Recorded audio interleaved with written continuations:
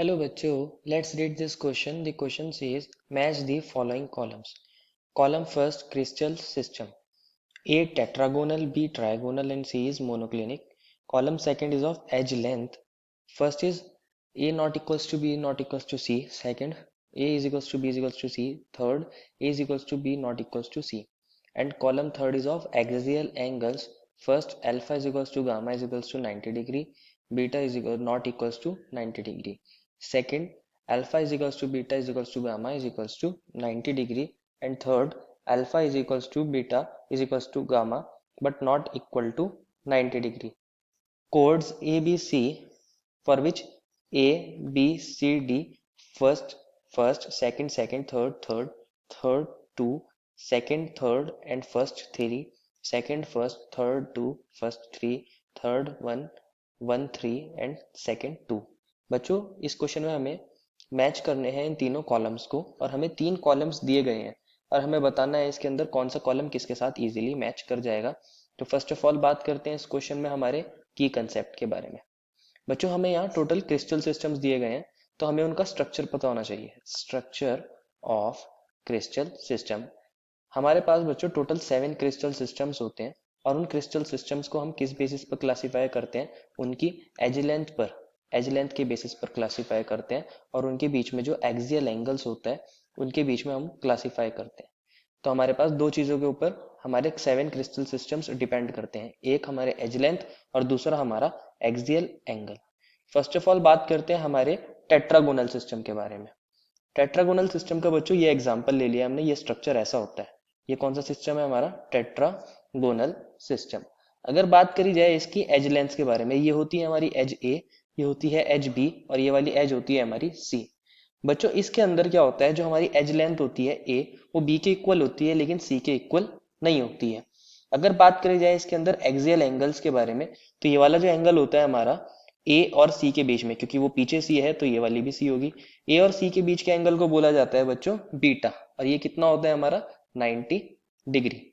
इसी तरह बच्चों हमारे पास जो बी और सी के बीच का एंगल है उसको बोला जाता है अल्फा और ये वाला एंगल भी कितना होता है बच्चों हमारा 90 डिग्री। और इसी तरह जो हमारा ए और बी के बीच का एंगल है, अगर ये ऊपर वाली भी ए है और ये बी है तो इनके बीच का एंगल होता है गामा और ये भी कितना हो जाता है 90 डिग्री।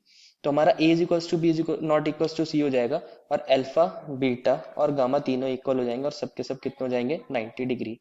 तो हमारे ऑप्शन ए के अंदर टेट्रागोनल दिया था, तो हमारा ए टेट्रागोनल किसके साथ मैच कर रहा है, एजेस को चेक कर लेते हैं। एज वाले पैरामीटर थर्ड के साथ मैच कर रहा है, हम लिख देंगे थर्ड।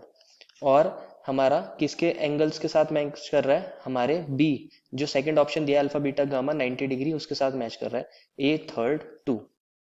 अब बात करते हैं हमारे दूसरे सिस्टम के बारे में, दैट इज ट्राइगोनल सिस्टम। बच्चों ये ट्राइगोनल सिस्टम कुछ ऐसा होता है। ये कौन सा सिस्टम है हमारा, ट्राइगोनल सिस्टम। ट्राइगोनल सिस्टम को हम रोम्बोहेड्रल सिस्टम भी बोल सकते हैं और रोम्बोहेड्रल सिस्टम, दोनों हमारे क्रिस्टल एक ही टाइप के होते हैं। इसके अंदर क्या होता है बच्चों, हमारी अगेन क्या होगी, एज लेंथेज होंगी हमारी, ये वाली होगी एज लेंथ ए, ये होगी बी और ये वाली एज लेंथ कौन सी होगी सी। बच्चों इसके अंदर हमारे तीनों ही एज लेंथ इक्वल होती है, A is equals to B is equals to C. और इसी तरह हमारे अगेन ए और सी के बीच का एंगल क्या हो जाएगा, ये हमारी सी हो जाएगी, ए और सी के बीच का एंगल होगा बीटा और हमारे पास बी और सी के बीच का एंगल हो जाएगा अल्फा और हमारे पास ए और बी के बीच का एंगल क्या होता है गामा। ये बच्चों सारे के सारे एंगल्स इक्वल होते हैं, alpha is equals to beta is equals to gamma, लेकिन इनमें से कोई भी 90 डिग्री नहीं होता। तो इसको मैच कर लेते हैं। बी हमारा ट्राइगोनल किसके साथ मैच कर रहा है, A is equals to B is equals to C, जो ऑप्शन नंबर सेकंड में आ रहा है इसको लिख देते हैं बी सेकंड। और हमारे अल्फा बीटा गामा इक्वल होने चाहिए लेकिन 90 के इक्वल नहीं होने चाहिए, वो है हमारा थर्ड के अंदर, तो हमारा ये थर्ड बन जाएगा। एंड लास्ट बात करते हैं हमारे किस सिस्टम के बारे में, मोनोक्लिनिक सिस्टम। ये बच्चों हमारा मोनोक्लिनिक सिस्टम होता है, इसको समझते हैं कैसे होता है मोनोक्लिनिक सिस्टम।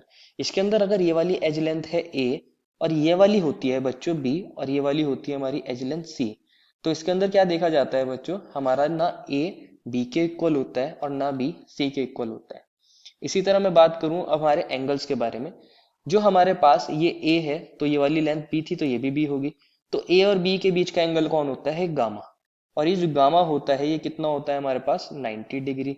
इसी तरह बच्चों हमारे पास बी और सी के बीच का एंगल कौन हो जाएगा, अल्फा हो जाएगा, और अल्फा भी कितना होता है 90 डिग्री। लेकिन हमारे पास जो ए और सी के बीच का एंगल है दैट इज बीटा, ये वाला एंगल ए है ये सी है, तो ये कौन हो गया बीटा, ये 90 डिग्री नहीं होता। तो हम लिख सकते हैं alpha is equals to gamma is equals to 90 degree, और जो हमारा बीटा है वो 90 डिग्री नहीं है। इसको हम अपने ऑप्शन में मैच कर लेते हैं। सी किसके साथ मैच कर रहा है, सी मैच कर रहा है हमारा ऑप्शन नंबर फर्स्ट के साथ, A is equals to B is equals to C, ये फर्स्ट के साथ मैच कर रहा है। और एंगल्स में किसके साथ मैच कर रहा है हमारा, ये भी फर्स्ट के साथ मैच कर रहा है अगेन। तो इसको चेक कर लेते हैं, हमारा कौन होना चाहिए, ए थर्ड और टू होना चाहिए। ए थर्ड और टू कौन से ऑप्शन में आ रहा है बच्चों, बी में आ रहा है। और हमारा बी सेकंड थर्ड होना चाहिए, बी सेकंड थर्ड किसके अंदर आ रहा है, बी में आ रहा है। और सी फर्स्ट फर्स्ट था, तो ये भी बी में आ रहा है। Therefore final answer is option number B. I hope you understood it well and best of luck.